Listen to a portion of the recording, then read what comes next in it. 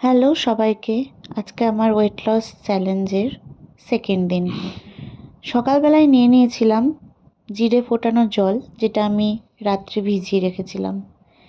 এর কিছুক্ষণ পর নিয়েছিলাম চিয়া সিড ভেজানো জল, এটাও আমি রাত্রিবেলাতেই ভিজিয়ে রেখেছিলাম।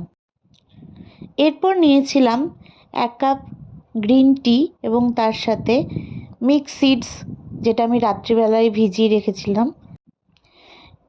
জলখাবারে নিয়েছিলাম লেবু এবং লবণ দিয়ে করা ছাতুর শরবত, এটা অনেকক্ষণ পেটটাকে ভর্তি রাখে। মিড মর্নিং স্ন্যাক্সে নিয়েছিলাম একটা মৌসুম্বি লেবু এবং তার সাথে 2টো খেজুর। দুপুরে ছিল ভাত, সজনের শাক, বাঁধাকপির তরকারি, মুসুরির ডাল, পোস্ত বাটা আমার প্রিয় এবং ধনেপাতা বাটা। সন্ধেবেলার স্ন্যাক্সে নিয়েছিলাম 1 কাপ গ্রিন টি আর অল্প একটু মুড়ি, তার সাথে কাঠখোলাই ভাজা বাদাম। ডিনারে ছিল শসা দিয়ে টক দই দিয়ে রায়তা, একটুখানি পাঁচ তরকারি এবং কারি পাতা বাদাম দিয়ে চিড়ের পোলাও, এবং রাতে শুতে যাওয়ার আগে এই জিরে ফোটানো জল।